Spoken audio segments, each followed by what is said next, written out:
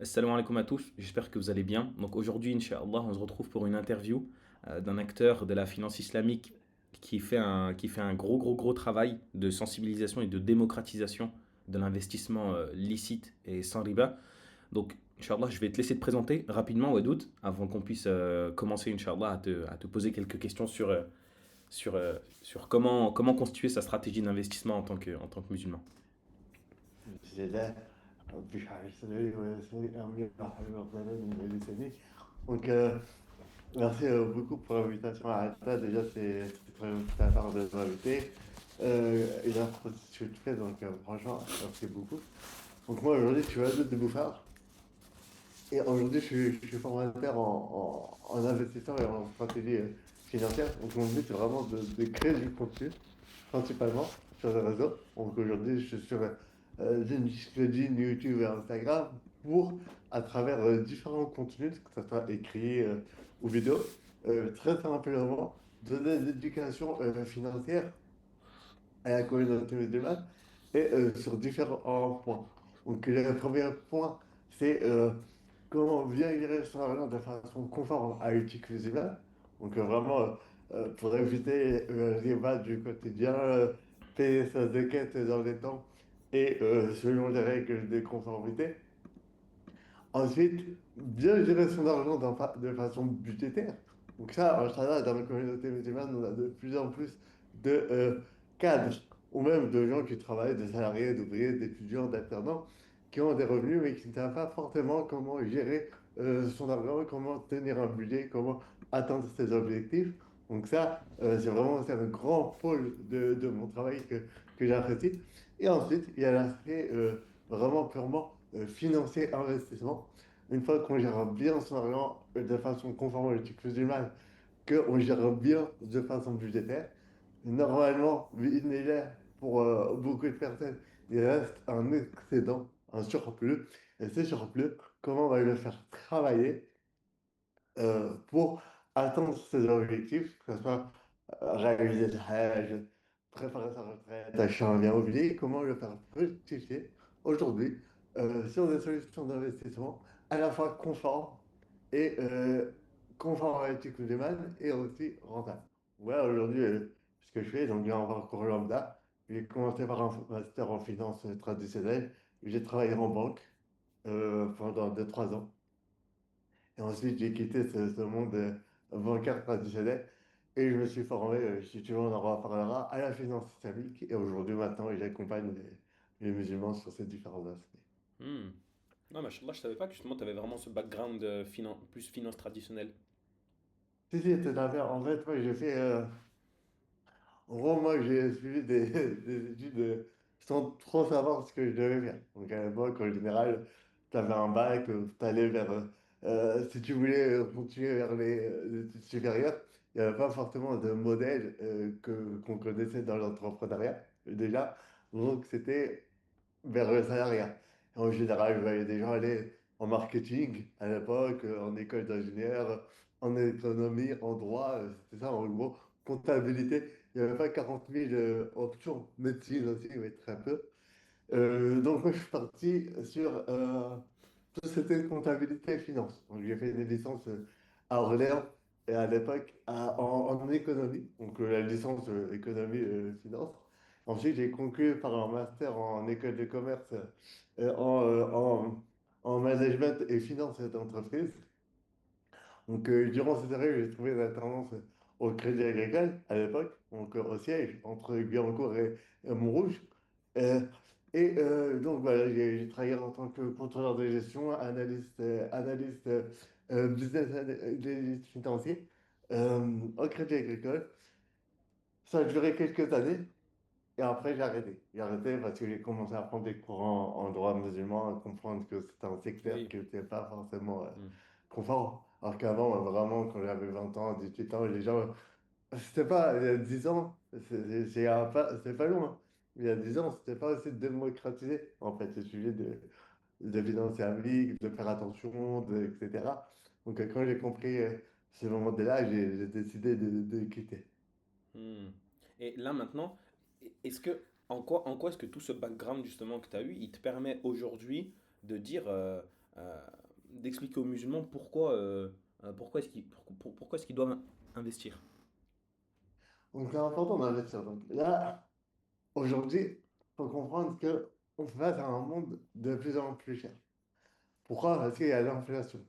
Et autant il y a quelques années, l'inflation a été difficile à comprendre. L'inflation, c'est la valeur de votre argent, elle baisse. Donc, par conséquent, le prix des biens de consommation, quel qu'il soit, augmente. Vous savez, même si les prix n'augmentent pas, la valeur de la monnaie elle baisse et donc ça fait que le pouvoir d'achat est de plus en plus dur à supporter. Avant, il fallait nous expliquer. Il y a 10 ans, 15 ans, 20 ans, et les gens disaient non, j'ai 10 000 € sur un compte bancaire, il y aura toujours 10 000 € dans quelques années. Je ne vois pas ce que vous me dites quand vous dites l'argent à la baisse. J'aurai pas 8 000 € sur mon compte bancaire dans 5 ans, j'aurai toujours 10 000 €. Sauf que ces derniers temps, avec ce qui se passe en Russie, avec ce qui se passe un peu dans le monde, il n'y a pas besoin d'être un génie pour voir que tout augmente. Mm. Le prix de l'électricité, elle augmente. Aujourd'hui, il y a des gens, ils n'arrivent pas à chauffer. Ils sont salariés, ils ont du mal à mettre le chauffage. Je viens de dire, le prix des l'essence aussi a augmenté. Tout augmente. Les loyers, ils ont augmenté. Et pour ceux qui ont une qualité de vie un peu plus élevée et qui arrivent à voyager, moi, j'allais en Asie en 2019 à un billet d'avion, c'était 500 €. Aujourd'hui, le billet d'avion, on est à 800, 900, 1000 €. Pareil pour ceux qui, voilà. Pareil pour ceux qui veulent rentrer dans leur pays d'origine. Par exemple, en mon cas, le Maroc, il y a 7 8 ans, mes parents rentraient pour 150 € par exemple. Mm. Aujourd'hui, tu es à 200, 250. En gros, j'ai pris plein d'exemples pour dire que le pouvoir d'achat il remonte. Donc, si l'objectif, c'est vraiment de réaliser des objectifs financiers ambitieux, on fait juste vivre au jour le jour, consommer, et voilà. Vraiment, devenir propriétaire, préparer sa retraite, c'est un sujet important. Financer les études des enfants. Moi, c'est vraiment quelque chose qui me tient à cœur, ça, aujourd'hui. De donner les clés. euh, à la prochaine génération. En fait, il y a beaucoup de parents qui épargnent pour leurs enfants, mais ils épargnent sur 10, 15, 20 ans, vu que forcément, c'est sur un horizon de temps, vu que c'est pour les enfants. Ah, s'ils investissaient, ils auraient peut-être 2, 3, 4 fois plus à laisser à leurs enfants. Et cet argent, aujourd'hui, elle va permettre en but des investissements, pour répondre à ta question, pourquoi il faut investir? Je dis, parce que quand on investit, il faut réussir à dégager une capacité d'épargne. Parce que pour investir, il faut qu'il reste quelque Ouais, chose. c'est la base. Donc, voilà, c'est la base. Donc, par conséquent, tu vas faire attention à comment tu vas consommer. Et l'argent, aujourd'hui, c'est une MNA. C'est une responsabilité du pays. L'argent, on arrive de même, mais on sera justifié sur cette MNA. Et vu qu'on va vouloir investir pour financer des projets ambitieux dans 5 ans, 8 ans, 10 ans, 15 ans, ça peut être là. Aujourd'hui, là, je est à combien? Le Hajj, il est à 10 12 000 000. euros. Ouais, 10 12 000. Donc aujourd'hui, tu ne peux pas. Enfin, pour la majorité des gens, il faut 3 à 4 ans pour financer le Hajj, voire plus. Donc, il faut prévoir. Et quand on va commencer à prévoir pour le Hajj, pour les études des enfants, pour des revenus passifs, pour une hijra, de plus en plus de gens qui veulent aller en hijra, on va faire attention à comment on gère un budget. On va faire attention à comment on dépense son argent. Parce qu'un euro dépensé aujourd'hui, en vrai, ça reflète 3 4 5 euros demain. Donc vraiment, on va faire attention. Et deuxièmement, quand on rentre dans le monde des investissements, on commence à comprendre le monde économique dans lequel on vit, les concepts économiques, les principes et la conformité. On commence à réfléchir, mais est-ce que ça c'est autorisé? Est-ce que ça... Et ça, on va le faire pour les investissements. Et on va le faire aussi pour notre argent traditionnel. Est-ce que le compte bancaire, c'est la meilleure option? Qu'est-ce que je pourrais faire de mieux? Donc, à la fois, investir, ça donne une responsabilité sur son argent, et à la fois, ça permet de faire fructifier son argent, pas le laisser dormir et perdre de la valeur pour réaliser des projets. Aujourd'hui, il y a juste à voir. Dans la communauté non musulmane cadre, les gens investissent. Ils ont des plans à de retraite, ils ont des assurances vie, ils investissent dans l'immobilier. C'est important pour atteindre des objectifs ambitieux. Ouais, t'as des objectifs financiers en grande partie. Voilà, c'est Ouais. ça. Mm, mm. Tout à fait. Et à quel point est-ce que c'est important d'avoir une stratégie d'investissement. Pourquoi est-ce que je te pose cette question? Parce que malheureusement, on voit beaucoup de personnes qui pensent que parce qu'elles peuvent investir, parce qu'elles ont accès à des produits financiers, des produits d'investissement, bah, elles pensent que, ok, bah, je dois investir. Sans aucune réflexion, sans aucune prise en compte de des objectifs financiers, sans aucune prise en compte de la situation personnelle. Tu as des gens, ils réussissent à mettre de côté uniquement 50 euros par mois. Et bah, le gars, il dit, je prends les 50 euros, je vais aller les investir en crypto, par exemple. Ok, c'est une très très bonne question. Déjà, avant de tout commencer, tout ce qui va être dit aujourd'hui, ce n'est pas du conseil d'investissement. Donc, c'est vraiment notre vision à nous, c'est le fameux disclaimer qu'il est Disclaimer important de financier. faire. Donc moi, je ne veux pas conseiller un investissement, c'est pas ma passion. Mon but, c'est vraiment de donner une éducation financière à la communauté musulmane et de donner les clés selon mes capacités. Donc, ce n'est pas mon conseil d'investissement. Investir comporte des risques, donc formez-vous avant d'investir. Maintenant, ça, c'est une très bonne question. Aujourd'hui, la stratégie financière, elle est essentielle pour deux choses. D'une, pas perdre votre argent. Priorité. Et là, je vais vous expliquer pourquoi juste après. La priorité principale, c'est de ne pas faire de votre argent. Chez une MLA, votre argent n'est pas votre argent. C'est un dépôt qu'Allah vous a donné et que vous devez utiliser de la meilleure des façons. Donc, la règle numéro un, c'est comment... Ah, attention, investir comporte des risques. On peut diviser son portefeuille euh, malgré une bonne stratégie. Mais en gros, c'est ne pas faire des bêtises et investir de façon irresponsable par opportunité, par appât du gain. Deuxièmement, parce que investir avec une stratégie vous aidera de meilleurs résultats à moyen et long terme. Le premier point, pourquoi investir et avoir une stratégie, c'est important. Parce que sans stratégie, et ça peut-être qu'à tu as eu des retours, vous allez vous faire happer par les opportunités. Vous allez voir sur Instagram des robots trading. Ah, bah ça m'intéresse, je vais y aller. Vous ne comprenez pas le principe. Vous ne comprenez pas comment ça fonctionne, mais on vous dit, il y a des rendements intéressants et c'est halal, vous allez y aller. Vous allez aller dans des profils. Vous allez investir tout votre argent dans l'or. Pourquoi? Parce qu'on vous dit que depuis 3 4 ans, l'or, elle augmente. Sauf que l'or augmente depuis 4 ans. Mais c'est arrivé aussi de 2003, 2004 jusqu'à 2010. Ensuite, il y a eu 10 ans de chute. Donc, il faut être prêt à connaître les différents rouages des investissements. Et si vous n'investissez pas avec une stratégie, bah, vos 50 euros, à chaque opportunité, vous allez dire, ah, ça, c'est l'opportunité du siècle. Donc là, je vais mettre en bourse. Ah, en ce moment, c'est Nvidia qui monte. Ben, je vais mettre dans Nvidia, etc. Et ça, c'est une erreur de se faire happer par l'aspect émotionnel. Donc, dès que vous allez voir un truc intéressant, vous allez vouloir remettre dedans. Ensuite, c'est important d'avoir une stratégie. Et là, si on déroule un peu la stratégie, comment ça se passe, brièvement? Et attends, n'hésite pas à me couper si tu veux que Non, j'approfondisse non, certains points. vas-y. Donc, les revenus, déjà, ils doivent être divisés en quatre. Votre salaire, que vous touchez 1500, 2000, 3000, 5000 euros, peu importe, ils doivent être divisés en quatre. Premièrement, les dépenses obligatoires, qui doivent représenter à peu près 50% de vos revenus. Ensuite, les plaisirs. Resto, sortie, shopping, 20% de vos revenus. Ensuite, 20% pour les projets court terme. Et ça, c'est important. Vous voulez aller faire une remarque dans un an ou acheter une voiture dans 2 ans, on n'investit pas cet argent.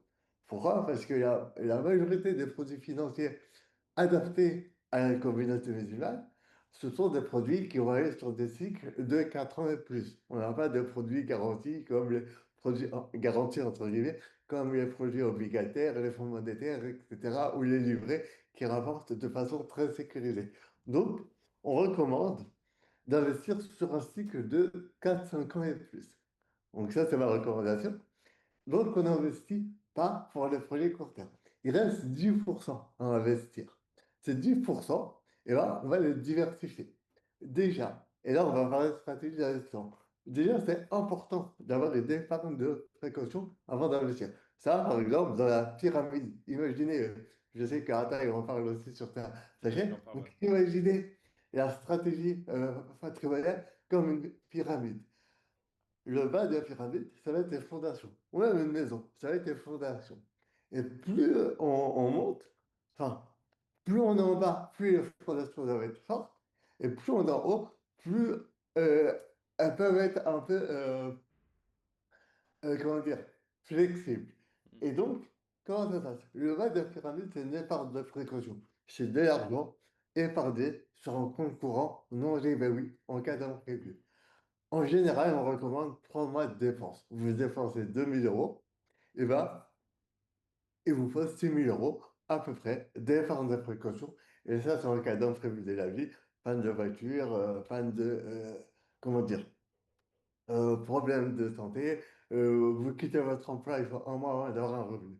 Ça, c'est en cas d'imprévu. Mais c'est aussi en cas d'autre chose. Imaginez que vous avez, je ne sais pas, 40 000 euros, et ces 40 000 euros, vous les avez investis. Parce qu'on vous dit, c'est important d'investir. Moi, le premier, je vous dis, c'est important d'investir. Et ces 40 000 euros, ils chutent. Donc, ils sont à 35 000 euros ou 33 000 euros parce que les investissements sont cycliques. Que ce soit la bourse, les cryptos, différentes. L'or, même, c'est cyclique. Aujourd'hui, ça peut valoir 10 000, demain, ça peut valoir 8 000. Admettons qu'au même moment, vous ayez un imprévu dans la vie, donc une panne de voiture, encore une fois, ou une perte d'emploi, et que vous ayez besoin de cet argent. Et que tout soit investi, comme tu as dit, à toi, tu as dit, tu as 50 euros par mois, tu mets tout en investissement. Le souci, ça va être quoi? C'est soit vous allez devoir vendre vos investissements à perte, c'est problématique. Mm. Soit vous allez devoir emprunter à la famille. Ok, ça peut se faire, mais bon, c'est pas la meilleure des options. Ouais. Soit vous allez devoir vous endetter à la banque. C'est la personne qui peut subvenir à vos besoins. Vous aider. Et là, c'est illicite, les crédits à la consommation. Donc, il n'y a pas de bon choix, en fait, dans cette histoire. C'est soit les réseaux halal et je vends mes investissements à perte, soit j'emprunte, soit voilà, je vends d'argent. Donc, ça a évité. Donc, ça, la première des choses, la stratégie a permis de se sécuriser. Ensuite, la stratégie a permis d'avoir une vision moyen-long terme. En général, dans une stratégie d'investissement, on va choisir des produits en fonction de trois choses. Et là, on rentre vraiment dans la stratégie. Enfin, trois choses qui me viennent en tête. Premièrement, le montant que vous êtes prêt à investir. Si tu as 50 euros par mois, par exemple, soyons factuels, tu vas pas investir dans du private equity ou en général, il faut Mm. rentrer 5 000 euros ou 1 000 euros en initial, par exemple, le jour J, le premier jour plutôt. Donc, tu ne vas pas non plus pouvoir investir en start-up. Pourquoi? Parce que pareil, les start-up, c'est des tickets entre 1000, 5000 et 10 000 euros en fonction des start-up.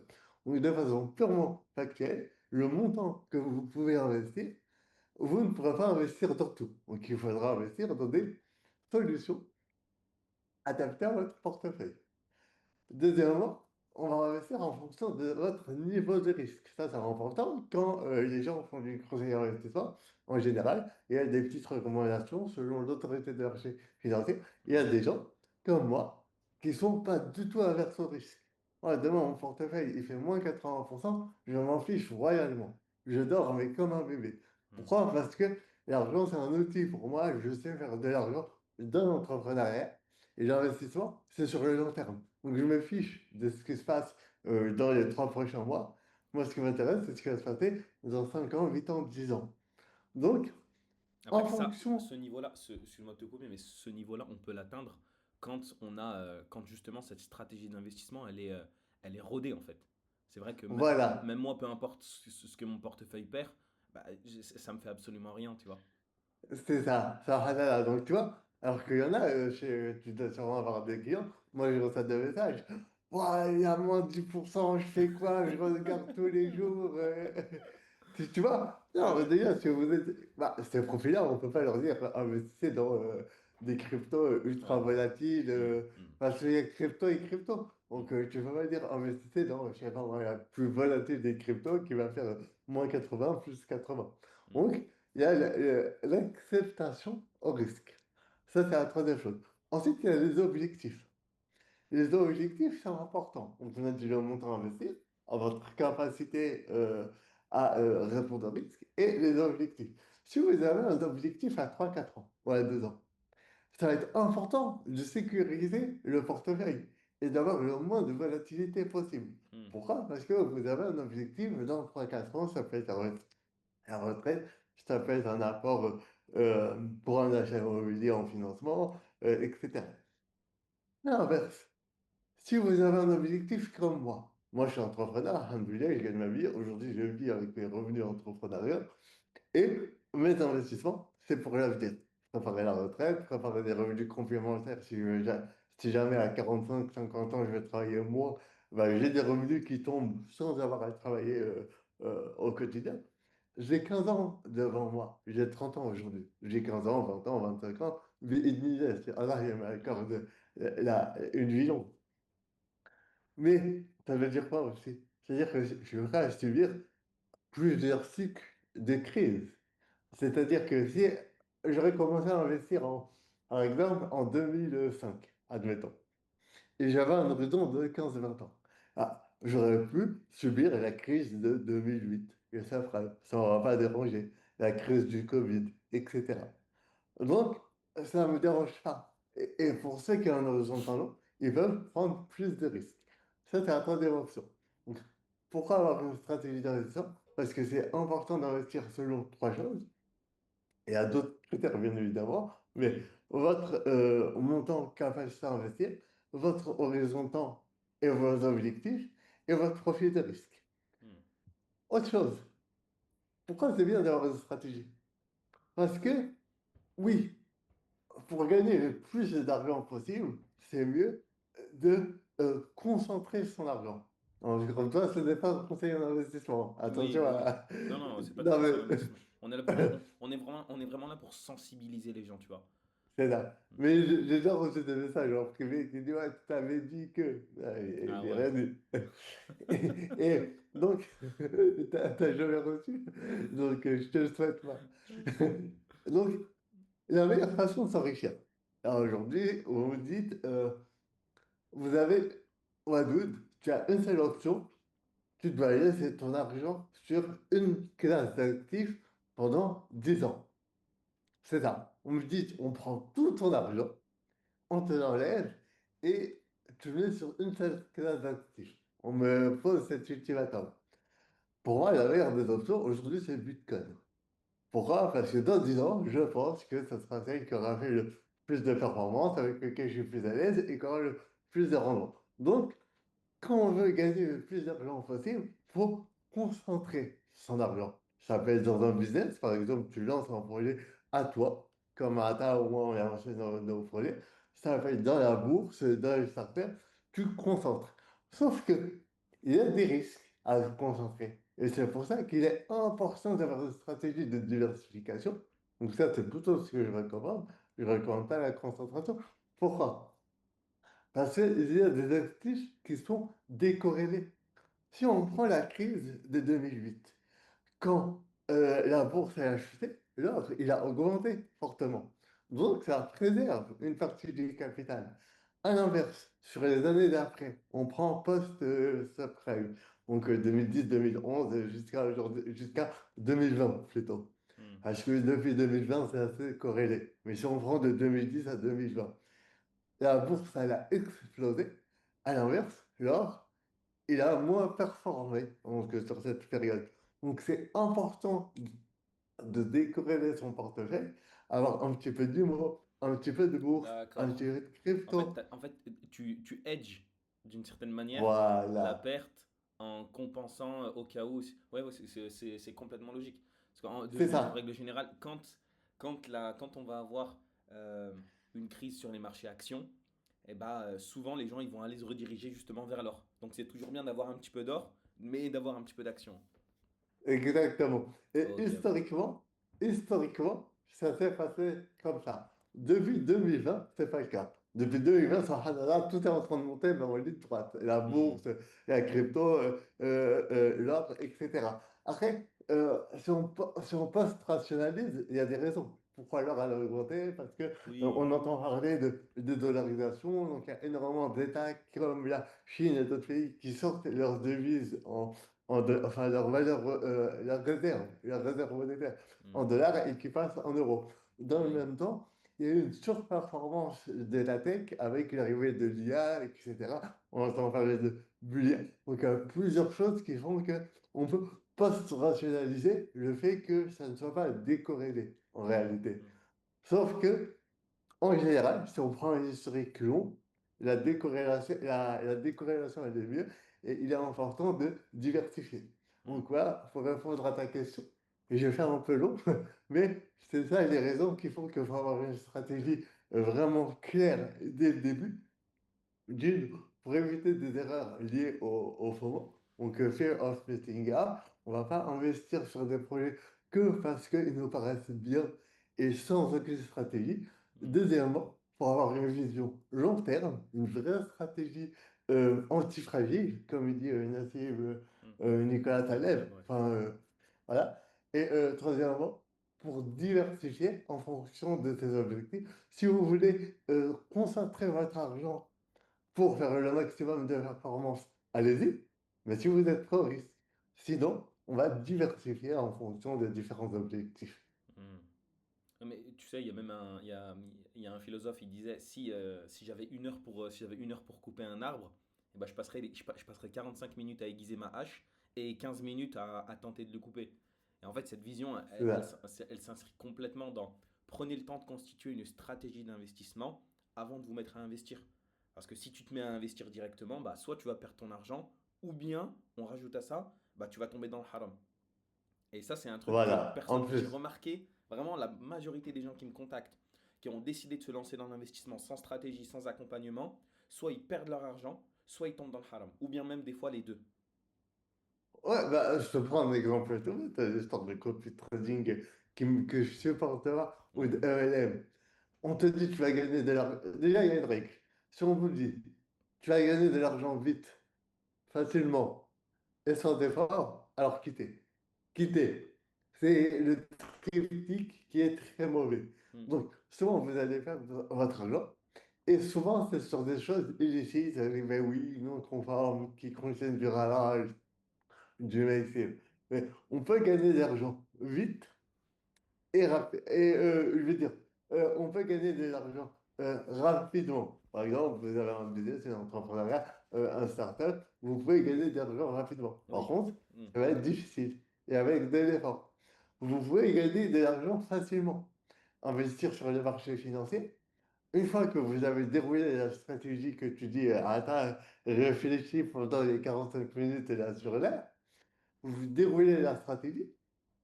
Après, il y a juste à faire des virements mensuels. Et dans 10 ans, 15 ans, 8 ans, 5 ans, vous aurez fait fois 2 fois Ouais, 3 c'est fois ça. 4 sans effort. Par contre, vite, sans effort, et etc., ça, Ouais, c'est c'est impossible. pas tenable. C'est Voilà. impossible, c'est impossible. Bah, et tu sais, bah, subhanallah, ça tombe super bien, ça permet de rebondir sur la prochaine question. C'est en lien avec les, les, les red flags. Parce que quand on veut commencer dans l'investissement et qu'on n'y connaît rien du tout, eh ben, en règle générale, on va entendre parler de plein de choses qui vont venir à nous. On va avoir notre conseiller bancaire qui va nous appeler pour nous proposer des produits. On va avoir des propositions de l'entreprise qui nous dit on peut prendre une partie de votre argent et la mettre dans un plan d'épargne entreprise. Dans ce plan d'épargne entreprise, il y a des fonds en euros. En fait, est-ce que tu peux me faire enfin, faire justement aux personnes qui nous regardent hein, une petite liste des choses qui dans la vie de tous les jours, c'est des red flags liés à un investissement et, et les choses dans lesquelles le musulman ne doit pas se lancer. Premier red flag, en tant que musulman, il n'y a pas de signature d'un charia à bord reconnu. Ça, c'est en tant que musulman. Et là, je vais vous dire reconnu, c'est reconnu par leur père à eux. D'autres savants doivent reconnaître le charia avant. C'est pas vous, vous avez dit, ah, lui, il a l'air bien, machallah. Non, non, non. C'est un charia board qui a une connaissance du droit musulman, qui est une référence, et qui a une connaissance du marché, du contexte des produits financiers. Ça peut être un diplôme en droit des affaires, un conseiller en gestion de patrimoine, un notaire, ou que ça soit un comité composé de différents notaires. Si c'est pas signé, alors, attention, il y a différents produits qui ne peuvent pas être signés, par Oui, exemple oui. certaines cryptos, mais dont les savants vont dire que c'est autorisé. Par exemple, le Bitcoin, il y a une divergence, il n'y a pas de signature charia vente sur le Bitcoin, il y a de plus en plus de savants qui l'autorisent, qui donnent des réseaux, etc. Là, on peut, si c'est une personne connue et reconnue, un savant auquel vous avez confiance, qui donne une fatwa, comment dire, public, voilà, Hmm, public. Et a pas besoin, tu ne peux pas signer à la fin, j'ai rien à voir qu'à signer sur le Bitcoin. Mais oui. sur tout ce qui est autres produits financiers, ça doit être certifié par un charia banque. Et ça, je l'ai vu. J'ai vu énormément de gens qui disent, oui, mais ma banque m'a dit que mon assurance vie ou mon PR, il ne crée pas d'intérêt. Il ne crée rien. Non, c'est pas suffisant parce qu'il y a des mécanismes détournés. Donc ça, c'est d'un point de vue religieux. Attends, d'un point de vue financier. La première des choses, c'est les rendements. Au-delà de 10% de façon facile, et on vous dit presque de façon garantie, Hmm, filez. Déjà, même au-dessus de 3-4% de garantie, il n'y a pas d'investissement garanti en investissement. hmm, Tout investissement peut créer des pertes. Et des rendements au-dessus de 10-12%, il y en a. Il y a des cryptos, il y a des startups, il y a du crowdfunding, mais tout se comporte des risques. Je ne dis pas qu'il ne faut pas investir dedans. Tout ce qu'on leur fait, c'est dans une allocations financières. Mais en fonction, il faut connaître les risques. Donc, ce que je veux dire, c'est que rendement garanti, c'est AFIR. C'est deux termes, en fait, c'est deux termes collés. C'est hmm, AFIR. Deuxièmement, un produit que vous ne comprenez pas. hmm. Je dis pas, Ah, attends, il y a quelques problèmes de connexion. Non, je t'entends pas, Wadoud. Ouais, ça a coupé. Tu m'entends encore? ouais, je t'entends, tu m'entends? Ok, ouais, là c'est bon, je t'entends. Ok. Donc, un produit que vous ne comprenez pas, Hmm, en ayant passé 1 heure, 2 heures, même plus de 5 minutes. Moi, aujourd'hui, une SCPI, un ETF, certaines cryptos, une assurance vie, un plan d'épargne de retraite, je peux vous faire comprendre le principe en moins de 3-4 minutes. Après, il faudrait des heures pour le détailler. oui, Mais bien un sûr. produit que vous ne comprenez pas, par exemple, le produit structuré, faut fuir. Donc, ça, rendement produit. Ensuite, tout ce qui va être caché. Aujourd'hui, par exemple, on vous propose des produits, mais c'est pas clair. On vous demande des frais, on vous donne pas de réponse, on vous demande qui sont les fondateurs, comment ça marche, quel est le principe. Ça aussi, c'est à faire. Donc, ça, c'est vraiment les 3 points importants. Après, peut-être que j'en ai d'autres attaques qui me viennent pas en tête, mais c'est vraiment les rendements garantis, un Hmm, produit qui n'est pas compréhensible et des choses qu'on vous cache. Et là, c'est pas les bonnes pratiques d'un point de vue investisseur, mais c'est les red flags. oui, Donc, c'est bien sûr. vraiment ces red flags, c'est ces 3 points principaux. Ouais, et subhanallah, pour rebondir, il y a beaucoup de Ponzi qui regroupent les trois points que tu as cités précédemment, tu Oh, vois. bah oui, bah oui, bah oui. Et aussi, cette vidéo, tu vois, cette interview, c'est aussi, a aussi pour objectif de sensibiliser les personnes afin de les préserver de ce genre d'arnaque. Parce que malheureusement, j'ai déjà reçu beaucoup de personnes qui me posent la question sur des business, entre guillemets, un business, dans lesquels on les a incités à rentrer. Et quand ils m'expliquent le système, bah, je remarque que c'est un Ponzi. Et subhanallah, quand je m'intéresse à la situation de la personne, ça m'est déjà arrivé, une mère de famille, seule, 4 enfants. Elle me dit, ouais, il y a une amie à moi, elle m'a proposé de mettre mes économies dans ce business parce que c'était super intéressant et après je peux faire rentrer des gens. Et ça, c'est Ça, malheureux, c'est tu un, vois, c'est un truc de malade. ça, c'est un red flag. J'en ai pas parlé. Mais aujourd'hui, si vous avez, je sais pas, moi, 50 000 euros, il peut être pertinent une fois qu'on a retiré des formes de précaution de 6 mois, par exemple, allez, on va dire 12 000 euros, plus on a retiré des projets court terme, par exemple une armade dans un an, une voiture, etc., il reste 25 000 euros, admettons. Mais déjà, ça, on vous le poser comme question. Est-ce que vous avez des formes de précaution, oui ou non? Hmm. Est-ce que vous avez des projets court terme, oui ou non? Une fois qu'on a retiré ces différentes dépenses, il va rester une somme. Cette somme, elle n'a rien à faire sur un compte bancaire. Toute somme qui n'est pas une épargne de précaution ou utile pour un projet défini à court terme, en général, il y a d'autres critères, bien évidemment, mais ne doit pas rester sur un compte bancaire. Elle perd de la valeur à dévaluer et il y a un coût d'opportunité à ne pas investir. Maintenant, ce n'est pas une obligation d'investir en une fois.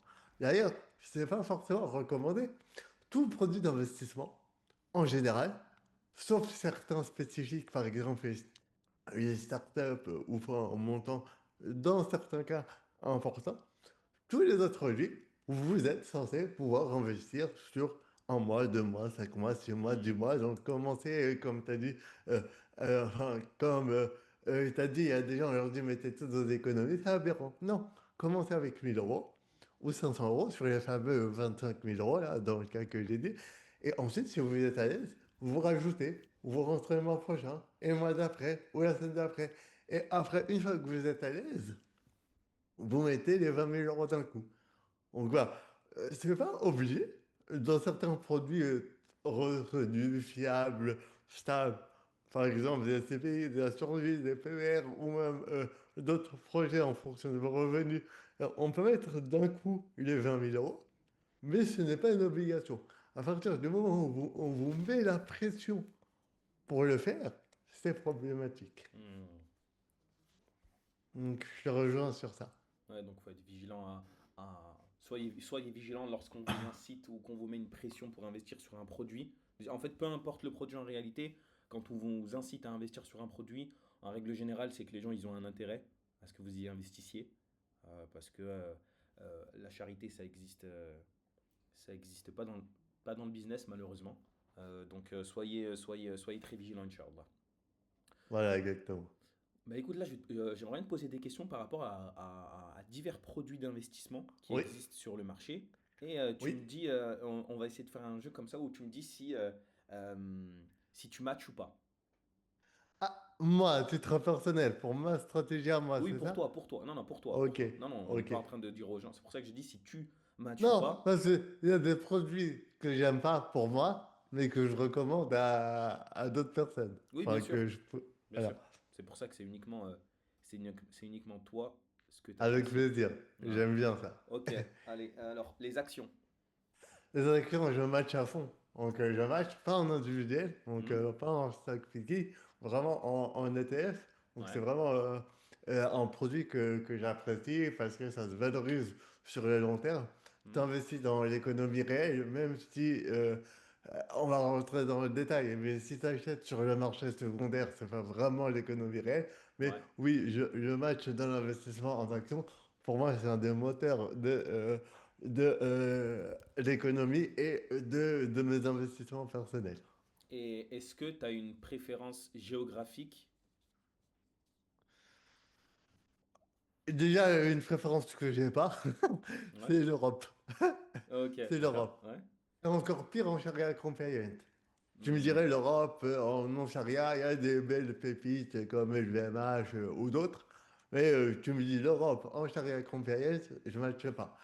Sur lesquels je match, pour moi, c'est toujours les US. Donc, Hmm. pour moi, les US, sur les 5, 10 prochaines années, encore une fois, hein, j'aime pas tout ce que ça picking, analyse, mais c'est vrai.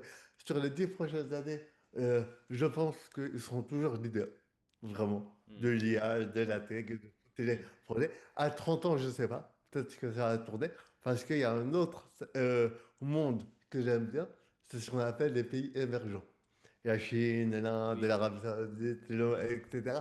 Eux, je pense qu'ils vont se développer très très fort. Hmm. La Chine également, vraiment, quand tu vois ce qui est en train de se passer en Chine, à Taïwan, etc., c'est vraiment assez exceptionnel. Mais sur les 10 prochaines années, je ne suis pas convaincu qu'ils dépassent les US. Et là, on va savoir. Donc, ça serait, par exemple, si je vais être une allocation, bah, je serais allé à 70% US sur les 10 ans Hmm. et 30% émergents. Ouais, À émergent. plus long terme, peut-être un peu plus d'émergents. Donc voilà, pour mes zones géographiques. Hmm. Par contre, Hmm. l'Europe, ça ne matche pas. Trop de réglementation, trop peu d'innovation. Oui, très Euh, complexe. Très complexe de se voilà. développer pour une boîte sereinement en Europe sans passer, déjà, premièrement, sans passer par le riba et deuxièmement, sans devoir corrompre, malheureusement. C'est là, non, mais même en dehors de ça, prenons l'aspect où tu investis de façon libérée et tu investis dans n'importe quelle société. Il y a une petite blague qui est dite, c'est les États-Unis innovent, la Chine copie, l'Europe réglemente. Tu vois? Donc, il y a énormément de réglementation pour bloquer et verrouiller l'innovation. Euh, Hmm. et donc, aujourd'hui, les États-Unis innovent, la Chine, elle copie plus. Maintenant, elle innove, c'est C'est vrai, incroyable, c'est avec vrai, les c'est vrai. compétences et le dossier, ils innovent. Et la France elle continue à réglementer, à mettre des taxes, à augmenter les impôts, à augmenter les charges, etc. Donc je ne suis pas convaincu d'un point de vue financier. Après, si on met la surcouche charia compliance, ah, là, Oui, c'est oui. fini. Oui, c'est sûr, c'est sûr. Après, c'est autre chose. Et ok, maintenant, bah, alors, pour finir sur les actions, est-ce que tu as un secteur d'activité préféré? Moi, ça va être la tech, hein. Vraiment, c'est mon petit secteur d'activité préféré. Je suis dans tout ce qui est business en ligne, donc je vois l'impact de la tech sur le changement, sur les changements de paradigme aujourd'hui. Aujourd'hui, je gagne ma vie, j'ai pu m'expatrier grâce, et aussi j'ai un handicap, donc je peux pas écrire. Et la tech, elle a vraiment changé, moi, mon quotidien, que ce soit à travers Hmm, les ordinateurs, les téléphones, les outils. euh, Tout ce qui va être intelligence artificielle, qui me fait gagner énormément de temps, qui me fait produire beaucoup plus.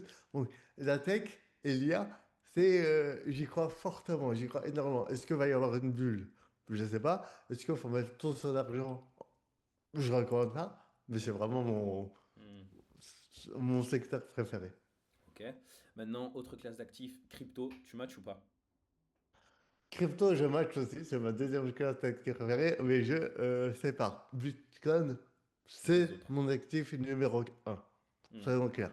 ouais. Avant la bourse, c'est pas un conseil, avant la bourse, avant le private equity, avant tout Oui, ce que vous voulez, c'est pour toi avant personnellement, bien sûr. l'IMO. Ouais, ouais, avant l'IMO, avant. Tu me dis, j'ai apprécié le Bitcoin, j'ai apprécié l'utilité du Bitcoin et la finalité du Bitcoin, la nécessité du Bitcoin. Les autres cryptos, un peu moins. Ça va être au cas par cas, en fonction des projets, Hmm, l'utilité. Ça va être les l'achat-revente sur un cycle un peu moins long, par exemple sur 2 ans, 1 an, 4 ans, etc. Le Bitcoin, non, c'est vraiment quelque chose que j'apprécie avoir dans mon portefeuille à moyen long terme. hmm. Même long terme, même très long terme. Ok. Maintenant, autre classe d'actifs, détenir des monnaies d'autres pays. Moi, j'ai pas envie de dire forex parce que ça fait beaucoup référence au trading. Oh oui, Mais de la monnaie suisse, là, le c'est franc ça. suisse. Ouais, du suisse, du yen, peu importe. Moi, ça ne marche pas. Pourquoi? Parce que je n'ai pas beaucoup de cash, la vérité. La Hmm. majorité de mon argent, il est. Bah, comme je vous ai dit, je suis les règles que je préconise. Donc, comment dire? J'ai mon effort de précaution, j'ai mes projets court terme. Tout le reste, il est investi. Comme je t'ai dit, en bourse, en bitcoin, en crypto et dans de l'argent, etc. Maintenant, sur l'argent que j'ai en cash, quelques dizaines de milliers d'euros, je me sens pas insécure en euros et en dirhams parce que je suis installé au Maroc. Donc, pour le quotidien, forcément, j'ai des dirhams, Hmm. ça me suffit. Aller sur du dollar ou sur du français, sur la monnaie de Chine, je sais, tu ne me pas dit, non, aujourd'hui, non, ça ne me parle pas. Ok. Par contre, si Ensuite, j'avais 2 millions d'euros et 500 000 euros en cash, oui, mais c'est pas mon cas. hmm, ok. Ensuite, prochaine classe d'actifs, les matières premières. Tout ce qui est gold, silver, platine, etc. Alors, je ne matche pas, en général. La réponse est je ne matche pas. Sur les matières premières, je ne Hmm. matche pas. Maintenant, avoir entre 5 et 20% de mon portefeuille en or, plus autour de 5 à 10, oui, Ouais. pourquoi pas. L'or, c'est une bonne valeur refuge, on l'a vu. Sur les 20 dernières années, en prenant en compte les 4 dernières années, c'est vraiment à surperformer les autres, et la bourse, par exemple, en ETF basique. Donc oui, l'or, par contre, tout ce qui est platine, argent, etc., c'est plus lié à une demande qu'à une valeur refuge. Donc c'est Hmm. plus lié à la production, l'industrialisation, Oui, oui. etc. Et ah non, palladium, argent, tout ça, non, je ne matche pas du tout. Hmm. L'or, je ne matche pas, mais 5-10% dans le Ouais, portefeuille, oui. ça peut être là, quoi. Voilà, c'est ça. D'accord. Et on le précise, hein, de l'or sur les marchés financiers, vous pouvez en acheter qu'en passant par un ETF. Donc n'allez pas Voilà. tenter de trader du gold euh, de votre côté sur les marchés financiers. C'est une très Et très pas très tous. mauvaise idée. Des ETF, charia compétente, Oui, c'est vrai. c'est-à-dire qui ont une possession un pour un, spot. Donc, t'as certains ETF, des ETC, soyons plus précis, des ETC Gold conformes. Mais tous les Oui. ETC Gold ne sont pas conformes. La Hmm, majorité ne le sont pas. hmm. Ok, donc maintenant on sort du domaine financier à proprement parler, on va parler de la classe d'actifs, la start-up. Est-ce que tu matches ou pas? La vérité, je suis pas fan. Je suis pas fan parce que le business model, l'idée elle est bonne. L'idée elle est bonne parce que les startups, c'est ce qui ont créé l'innovation des 20 dernières années. Je peux pas dire que Hmm. je suis fan d'IA et de tech et dire que je suis pas fan des startups. Oui, Sans startup, j'aurais pas eu l'IA et la tech. Mais investir à mon échelle en tant que particulier, je trouve que j'ai pas les moyens pour rentrer dans les meilleurs deals, rentrer dans les meilleurs fonds d'investissement qui me Hmm. donneront accès aux meilleurs deals. Et surtout, dans les options Sharia compliant, je ne suis pas convaincu des différentes options. Donc, je ne matche pas sur investissement en startup. C'est bien, faut encourager, faut soutenir, mais c'est plus du soutien que d'investissement. Je ne Oui, mettrai pas mon argent oui, avec oui. une vision investissement. Hmm. Non, sur l'aspect, on va dire sur l'aspect communautaire, c'est bien de développer cette classe d'actifs pour les Voilà, c'est musulmans, mais toi, à titre important. perso, t'irais pas investir dedans pour le moment en tout cas. Non, j'irai soutenir. J'irai mettre 1000 euros par-ci, 2000 euros par-là Hmm. pour soutenir un projet, développer, investir dans la croissance et l'innovation. Mais d'un point de vue purement investissement, non, ça fait pas partie de mon champ d'investissement. Ok. Et maintenant, du coup, la dernière classe d'actifs, plus, on va dire, private equity, où vraiment tu vas prendre des parts dans une entreprise, un business qui est beaucoup plus, qui est vraiment rentable, un business qui est beaucoup plus simple, Je qui est match vraiment à fond sexy. ça. Ah ouais, tu matches à fond? Ça, je, ça, je match à fond parce qu'aujourd'hui, moi, je suis entouré d'énormément d'entrepreneurs et tu as beaucoup de trucs de restaurants, de boîtes dans le BTP, de boîtes dans le transport, etc., qui crachent du cash flow de fou, donc qui génèrent vraiment des revenus, des investissements, du bénéfice, mais qui n'arrivent pas à se développer parce qu'il y a il y a un souci de besoin de fonds de Manque de roulement. trésor, ouais. Et manque de trésorerie, ouais, BFR, tu te dis, mais quoi, c'est plus clair comment tu le Hmm. dis. Donc il y a un manque de trésorerie un besoin en BFR qui fait qu'elles n'arrivent pas à se développer. Mais si tu leur donnes des capacités à se développer, mais tu as énormément de boîtes qui ne donnent pas envie. Même moi, en tant qu'entrepreneur, je dis, vas-y, frère, moi, je suis un mec qui travaille avec un micro, un PC, un téléphone. Hmm. Aller gérer des camions, des restaurants, des C'est pas pour trucs, toi, c'est pas pour toi, oui. des mais d'un point de vue purement investissement, mais je match à fond. Hmm. Après, c'est difficile. C'est pas liquide, c'est difficile à trouver, C'est etc. sûr, c'est sûr, Mais je le match. c'est sûr. Ok, bah écoute, là, on est sur la fin de l'interview. On aurait besoin, en tout cas les personnes qui vont nous regarder, elles auraient besoin d'avoir une, je sais pas, on va dire un peu une trame, un process pour pouvoir commencer à investir. Par quoi est-ce que celui qui a de l'argent de côté, par quoi est-ce qu'il doit commencer? Est-ce qu'il doit être accompagné? Est-ce qu'il doit être formé? Est-ce qu'il doit utiliser l'IA pour faire sa stratégie d'investissement? J'en sais rien. Donc, la première des choses, c'est de se former. Être accompagné, c'est pas obligatoire. Moi, je Hmm. forme les gens. Donc, c'est mon business model. Donc, oui, ça y est, accompagné de moi, data, d'autres. Aujourd'hui, il y en a beaucoup sur le marché qui proposent des accompagnants. C'est pas une nécessité d'être accompagné. Hmm. Vous allez passer plus de temps, vous allez peut-être faire des erreurs, mais ce n'est pas une nécessité. Par contre, la formation, elle est prioritaire, elle est obligatoire. Aujourd'hui, il y a énormément de chaînes YouTube, il y a énormément de livres que vous devez comprendre, que vous devez comprendre.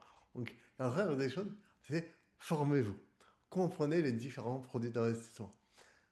Comprenez que non, parce qu'en général, on parle des musulmans, et là, je pense, dans notre audience, souvent issus d'immigration, que ce soit Afrique, Turquie, Pakistan, Hmm, Inde, hmm, etc., ou hmm. n'importe quel autre pays. Non, les amis, il n'y a pas que l'immobilier cash ou l'or pour investir. Il y a, et ça, c'est une croyance. Les gens, ils disent, soit j'investis dans l'immo et l'or, soit dans rien. Et après, ils vont me dire quoi? Ils vont me dire, ouais, mais pour investir en immo, il faut 50, 80, 100 000 euros. Je les ai pas. Donc, j'investis pas. Ou j'épargne durant 10 ans et j'achèterai cash. Très, très mauvaise idée. Parce que si tu épargnes pendant 10 ans, tu vas subir le paiement des caisses. Donc, ça, c'est pas une perte. Alhamdoulilah, c'est un grand bienfait mais qui va diminuer votre pouvoir d'achat, et l'inflation. C'est-à-dire que si vous devez acheter cash sur 1 an, 2 ans, 3 ans, achetez cash. Et c'est le cas de certains clients que je sais, ils sont médecins, ils sont freelance et ils peuvent acheter cash en 1, 2, 3 ans, acheter cash. Mais si il vous faut 8, 9, 10, 15, 20 ans pour acheter cash, Hmm. investissez. Deuxièmement, l'or, ce n'est pas la seule solution. Et l'or, ce n'est pas un actif garanti. Je vous le dis, de 2006 à 2011, ou même de 2003 à 2011, c'est monté en ligne droite, comme ce qui se passe en ce moment depuis 2020. Mais après, ça a chuté de 2011 à 2016-2017. Et après, c'est remonté de 2007 à 2020 jusqu'à maintenant. Mais il a fallu, si vous aviez investi en 2011, vous auriez perdu de l'argent jusqu'à 2020. Donc, on ne met pas tout son argent en or. Ça, faut se former pour le comprendre. Donc, on se forme, on comprend qu'il y a différentes solutions d'investissement. Il y a 7, 8, 9 classes d'actifs. Ça peut être les mots, la bourse, l'or, les cryptos, les startups, le private equity. Ensuite, on structure ses projets et ses objectifs. Pourquoi je veux investir? Est-ce que c'est pour la retraite? Est-ce que c'est pour les études de mes enfants? Est-ce que c'est pour faire une hijra? Combien il faut? Donc, on structure l'objectif. Ensuite, on structure combien on a de capacité à investir. Est-ce que j'ai 50 euros par mois ou est-ce que j'ai 500 ou 1500? Et Hmm. machallah, dans la communauté, il y a beaucoup de gens qui sont devenus cadres, ça faut le dire. Ce qui s'est fait en une ou deux générations, c'est incroyable dans la communauté musulmane. Nos pères, nos parents, enfin, moi, il a 82 ans. Sahana, il est venu, il était ouvrier. Dans mon entourage, il y a des gens qui sont analphabètes. Ils ont fait des enfants qui sont master en finance, médecins, ingénieurs, notaires, etc. Donc, il y a un pouvoir d'achat. Donc, sachez, vous avez combien? Est-ce que vous avez 500, 1000, 50 euros à investir? Hmm. En fonction de ça, déroulez une stratégie d'investissement. Si vous avez 50 euros par mois, peut-être qu'un ETF, ça suffit. Ou il y a survie et rien d'autre Hmm. pour 50 euros par mois. Hmm. Par contre, si vous avez 500, 1500 euros par mois, là, on peut dérouler une stratégie. Et ce qu'on recommande en général, enfin, ce que recommande l'autorité des marchés financiers, c'est, allez, on va avoir 40-50% en IMO. Mais ça, c'est pas obligé dès le début. C'est une Oui. vision long terme. Hmm. 40-50% en IMO, c'est pas obligé que ça soit avec un appartement acheté cash. Ça peut être via des SCPI, etc. Donc en IMO, 40-50% en bourse. Moi, je recommande des ETF, je recommande pas de stock picking, mais vous pouvez avoir une allocation de stock picking dans votre portefeuille. Par exemple, sur votre partie action, vous avez une partie stock picking et une partie ETF. Et vous la séparez. Et ça, il y en a beaucoup qui le font. Et après, 20% en actifs alternatifs, or, crypto, par exemple, private equity, startup. Hmm. Donc ça, c'est la recommandation. Ça, c'est la recommandation de base. Mais une fois que vous vous serez formé, vraiment aujourd'hui, mon allocation Bitcoin elle représente bien plus de 15-20%. Hmm. Beaucoup plus. Mais parce que je suis à l'aise avec l'actif, j'apprécie l'actif, je suis à l'aise avec la stratégie d'investissement, etc. Mais si vous voulez pas vraiment réfléchir, ayez une stratégie bon perdant. En gros, pour faire simple, si vous voulez pas passer de temps à investir, formez-vous, faites-vous accompagner, ayez une stratégie bon père de famille, un peu d'IMO, un peu d'ETF, si vous payez beaucoup d'impôts, un PR, et après un tout petit peu de crypto, de crowdfunding, ou pas du tout. Hmm. Si vous voulez passer comprendre, et ça, je pense, c'est les gens qui te suivent, qui me suivent, et voilà, on peut aller gérer avec un peu plus de conviction et là, on peut aller sur beaucoup plus de crypto que 1%. On peut aller sur 5, 10, 15, 20. On peut aller sur plus d'or. Par exemple, Charles Gage, c'est quelqu'un de connu dans les investissements en France. Il recommande 25% Hmm. en or.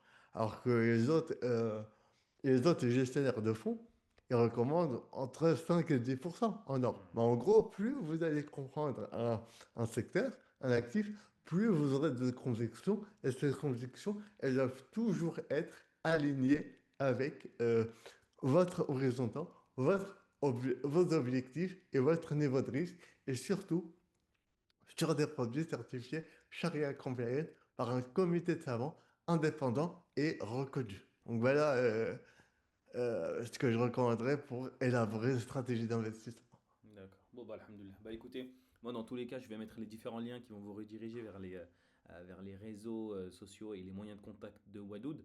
Donc, ceux qui ont des besoins, ceux qui souhaitent aller plus loin dans l'investissement, se former, être accompagnés, etc. N'hésitez surtout pas, Inch'Allah, c'est quelqu'un qui fait un très très bon travail. Et voilà, je le recommande particulièrement. Est-ce que tu veux Voilà, que laisser là, un oui. dernier petit message à Wadoud? Non, c'est ça. Voilà, que là, on fait que pour ton invitation, donc vraiment, c'est important de se remettre dessus. Donc, c'est beaucoup pour ce que tu fais sur les différents réseaux. Donc, c'est essentiel. Donc, vraiment, formez-vous, passez à l'action. Et surtout, ne vous dites pas les investissements, c'est risqué, c'est du gambling, c'est haram, etc.